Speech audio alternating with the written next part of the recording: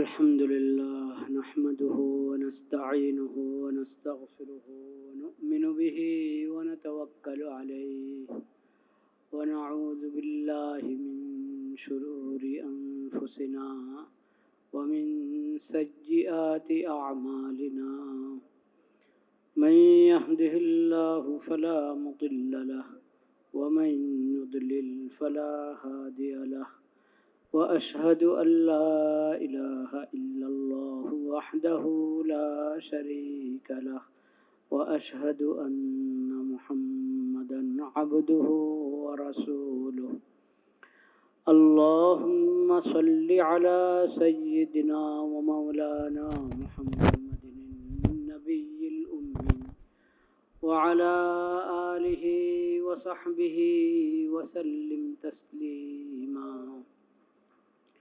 اللهم اجعل صلواتك ورحمتك وبركاتك على سيد المرسلين وإمام المتقين وخاتم النبيين محمد عبدك ورسولك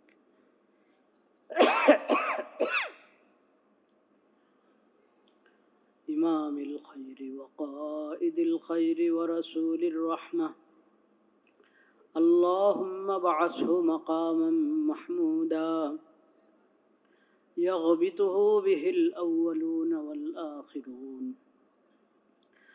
اللهم صل على محمد وعلى آل محمد كما صليت على إبراهيم وعلى آل إبراهيم إنك حميد مجيد اللهم بارك على محمد وعلى آل محمد كما باركت على إبراهيم وعلى آل إبراهيم إنك حميد مجيد أما بعد فأعوذ بالله من الشيطان الرجيم بسم الله الرحمن الرحيم يا أيها الذين آمنوا اتقوا الله وقولوا قولا سديدا يصلح لكم أعمالكم ويغفر لكم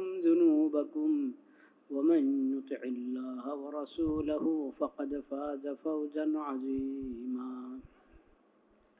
صدق الله مولانا العظيم وصدق رسوله النبي الكريم ونحن على ذلك من الشاهدين والشاكرين والحمد لله رب العالمين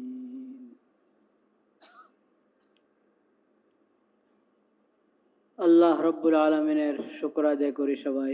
আল্লাহ তাআলা আমাদেরকে রমাদানুল মুবারক এই বরকতপূর্ণ মাস দান করেছেন এবং এই মাসের আজকে দ্বিতীয় জুমায় আমরা উপনীত হয়েছি, আলহামদুলিল্লাহ।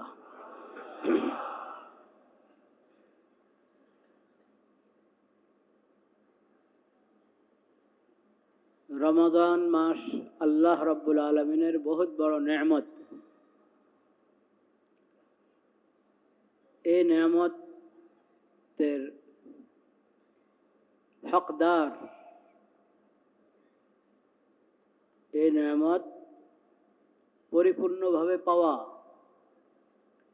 এটার জন্য কিছু শর্ত আছে। দিনে রোজা রাখা, এটা হলো সবচেয়ে বড় শর্ত।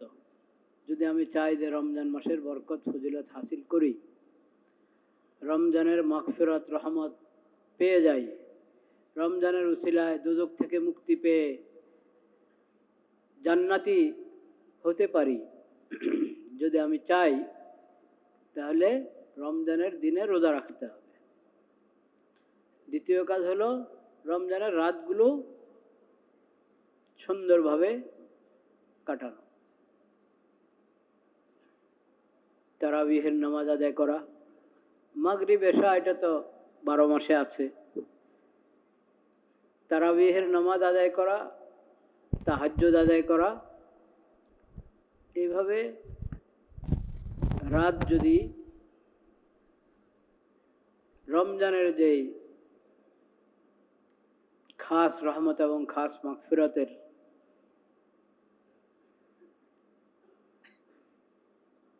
আশা রাখি আমি, তাহলে রাতের আমলগুলো রাতটা ওইভাবে কাটানো দরকার।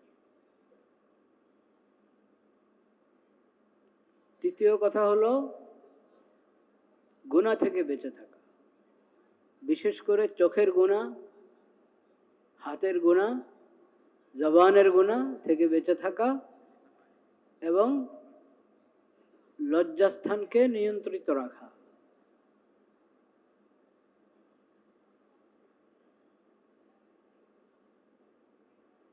পাঁচ ওয়াক্ত ফরজ নামাজ 12 মাসও পড়ি, রমজানও রোজা থাকা অবস্থায় যাতে কোনো নামাজ কাজা না হয় এটারও খেয়াল রাখা, কোনো জুমা যাতে বাদ না যায় তাও খেয়াল রাখা।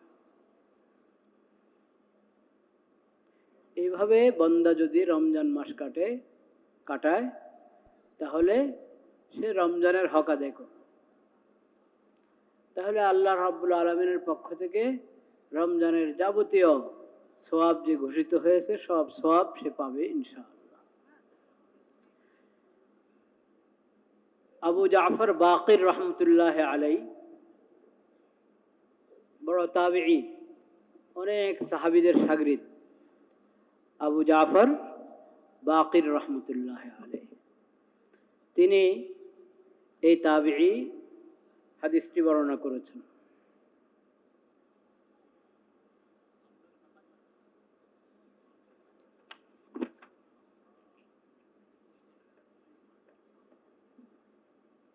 আবু জাফর বাকির রহমতুল্লাহ আলাই জাফর সাদেকের আব্বা। আবু জাফর বাকিরের আব্বা হলেন, তার নাম হলো আবু জাফর, তো উপনাম, নাম হলো মোহাম্মদ ইবনে আলী।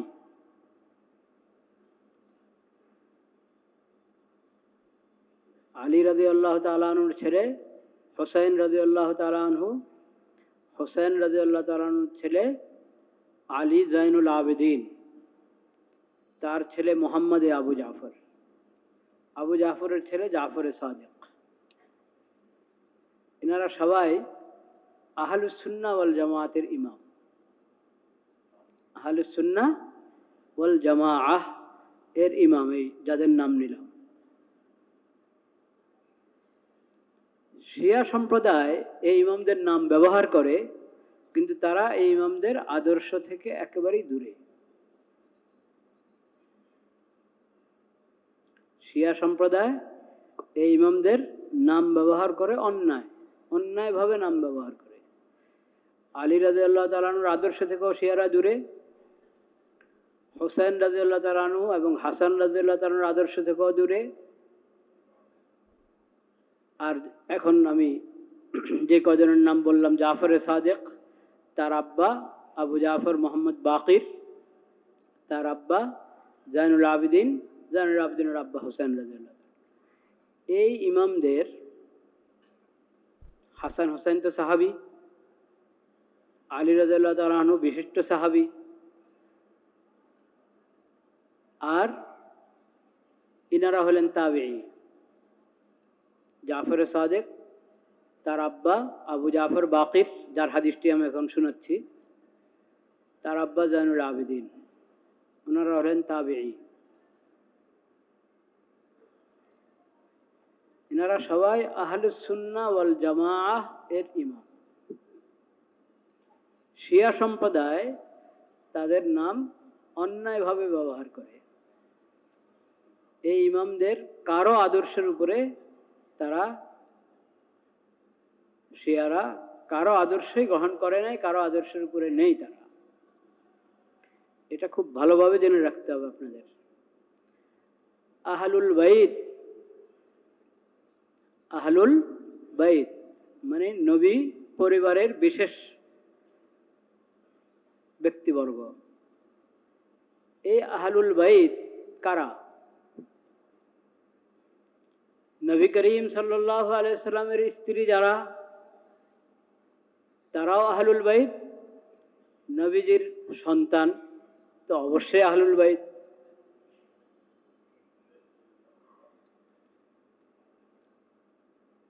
এবং নবী করিম সাল্লাল্লাহু আলাইহি ওয়াসাল্লামের নাতি হাসান এবং হুসাইন, দুই নাতি, এনারা আহলুল বাইত। এনারা সবাই আহলুস সুন্নাহ ওয়াল জামাআর ইমাম। শিয়ারা অন্যায়ভাবে নিজেদেরকে দাবি করে যে তারা আহলুল বাইতের রাস্তায় আছে, আহলুল বাইতের তরিকায় আছে। এটা ভুল কথা। আহলুল বাইত এবং সকল সাহাবায়ে কেরাম নবীজির রেখে যাওয়া মত এবং পথের উপর ছিলেন, সেটার উপরে আহলুস সুন্নাহ ওয়াল জামাআহ আছেন। আহলুস সুন্নাহ ওয়াল জামাআহ ওটার উপরে আছে, ছিল, কিয়ামত পর্যন্ত থাকবে। শিয়ারা কখনো ছিল না আহলে বাইতের তরিকায়। আহলে বাইতের নাম ব্যবহার করে, আহলে বাইতের নামে নিজেরা অনেক কুসংস্কার, অনেক বেদাত বানিয়ে এগুলোকে আহলে বাইতের নামে চালিয়ে দিয়েছে এবং সেটার উপর তারা চলে আর দাবি করে তারা আহলে বাইতের লোক।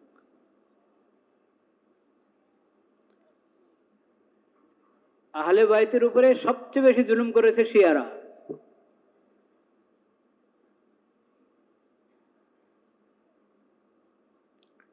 শুধু জুমার দিন যদি কাউ দিনের কথা শুনতে আসে তো কি পরিমাণ শুনবে বলেন? আজকে আমি যে কথাগুলো বললাম, অনেকে বলবো এটা শুধু দাবি করে গেলেন, বলেই গেলেন, খালি কোনো প্রমাণ দিলেন না। তো আপনি প্রমাণ শুনেন। সপ্তাহে প্রতিদিন 1-2 ঘন্টা 3 ঘন্টা করে শুনেন দিনের কথা, তাহলে তো রেফারেন্স সহ পুরো বিস্তারিত আলোচনা শুনতে পারবেন। জুমার দিন আধা ঘন্টা 40 মিনিট ঠিক 12:30 আসতে হবে। আজকে ঠিক 12:30 এসে দেখি যে অনেকেই সুন্নতের মধ্যে আছেন। 12:30 আগে আগে সুন্নত পড়ে নফল পড়ে শেষ করবেন। ঠিক 12:30 ইনশাআল্লাহ বয়ান শুরু হবে এবং ঠিক 1:10 বয়ান শেষ হবে ইনশাআল্লাহ। শেষ হবে বা শেষ করে দেওয়া হবে। এরপরে কবলাল জুমা যাদের বাকি আছে তারা পড়বে, অন্যরা সুন্নত। আচ্ছা, কবলাল জুমা সুন্নত পড়ার পরেও কিন্তু নফল পড়া যায়। মনে করেন যারা আগে থেকে মসজিদে আছেন, সুন্নত কবলাল জুমা সুন্নত পড়ে ফেলেছেন, এখন বয়ানের পরে আবার সময় দেওয়া হলো যে ভাই যাদের কবলাল জুমা বাকি আছে কবলাল জুমা পড়ে নেন। তা আপনি বলবেন আমি তো আগে পড়ে ফেলেছি, এখন আর আমার পড়ার কাজ নেই। না, আপনি নফল পড়তে পারেন। 2 রাকাত 4 রাকাত নফল নামাজ পড়ান, কোনো অসুবিধা নেই। কবলাল জুমা সুন্নত পড়ার পরে ফরজ পড়ার আগে যে নফল পড়লে কবলাল জুমা বাতিল হয়ে যাবে এমন কোনো কথা না। আর এমনি বসে বসে দুরূদ শরীফ পড়লাম। জুমার দিন তো যত দুরূদ পড়া যায়। দুরূদ শরীফ সপ্তাহের প্রতিদিনের আমল, প্রতিদিন প্রতি রাতের আমল, সকাল সন্ধ্যার আমল। জুমার দিনের জন্য হলো বিশেষভাবে বেশি বেশি দুরূদ পড়া। অন্য দিনের তুলনায় জুমার দিন এবং জুমার রাত্রে দুরূদ শরীফ বেশি পড়া উত্তম। সেজন্য বসে বসে দুরূদ পড়ি, তাসবিহ পড়ি, তেলাওয়াত করি।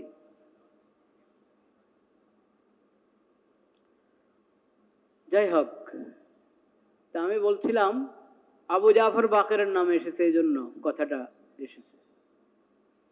শিয়াদের কাছে জাফর সাদিকের খুব নাম শুনবেন, আবু জাফরের বাকেরের নামও শুনবেন, হাসান হোসেনের নাম তো শুনেই যায়। রাদিয়াল্লাহু তাআলা আনহুমা, হাসান রাদিয়াল্লাহু তাআলা আনহু, হুসাইন রাদিয়াল্লাহু তাআলা আনহু, আলী রাদিয়াল্লাহু তাআলা। আহলুল বাইত, আহলুল বাইতের নাম শুনবেন, আহলুল বাইতের আদর্শ তাদের কাছে পাবেন না। দেখি কোনো জুমা আল্লাহ রব্বুল আলামিন তৌফিক দিলে বিস্তারিত আলোচনা করতে পারি। শিয়ারা যাদেরকে ইমাম হিসাবে দাবি করে যে ইনারা আমাদের ইমাম, 12 জন ইমামের নাম তারা বলে থাকে। এই 12 জনের মধ্যে 12 নম্বর ব্যক্তির কোনো অস্তিত্ব নাই। এটা একটা ভুয়া ইতিহাস তাদের, মানে অমূলক অবাস্তব একটা কথা বলে যে 12 নম্বর ব্যক্তির জন্ম হয়ে গেছে, উনি কোন এক গুহাতে আছেন, লুকিয়ে আছেন।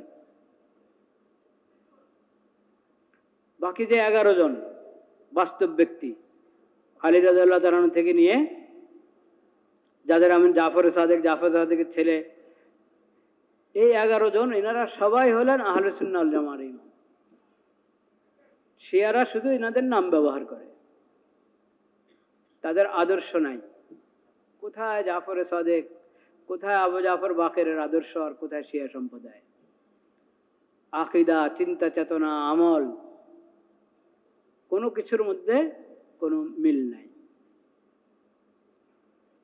আবু বকর রাদিয়াল্লাহু তাআলা আনহু এবং ওমর রাদিয়াল্লাহু তাআলা আনহু সকল সাহাবায়ে কেরামের মধ্যে, সকল সাহাবীদের মধ্যে যে দুই সাহাবী সবচেয়ে শ্রেষ্ঠ।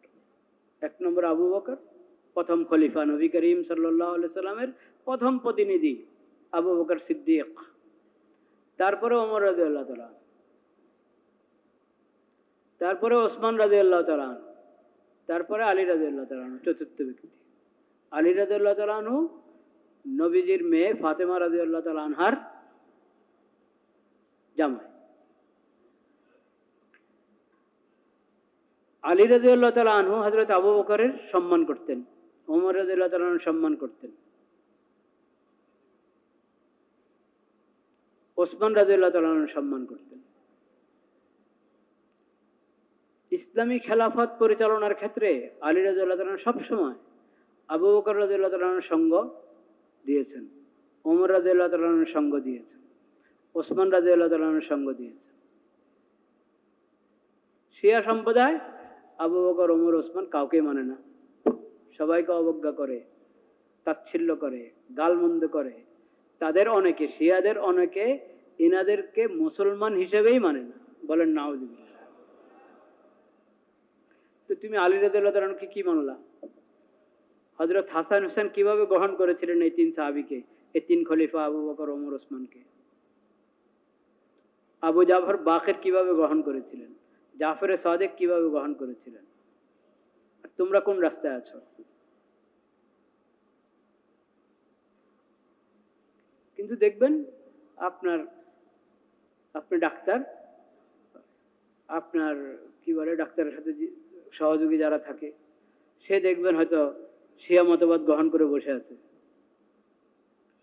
আপনাকে উপদেশ দিয়ে দিয়ে নাউজুবিল্লাহ, কুমন্ত্রণা দিয়ে ওইদিকে ধাবিত করার চেষ্টা আছে। বড় অফিসের মধ্যে দেখবেন বসের অধীনে এরকম কিছু লোক থাকবে, বসকে আস্তে আস্তে ঘুরায়, বাতিল দাওয়াত নিয়ে ঘুরে, দোকানে দোকানে ঘুরে, যত ব্যবসায়ী সমিতি আছে, এই সমিতি সেই সমিতি, দেখবেন এক দুজন থাকবে এরকম বাতিল ফেরকার, তারা অন্যদেরকে মিষ্টি মিষ্টি কথা বলে বলে তাদের ঈমান আমল বরবাদ করে।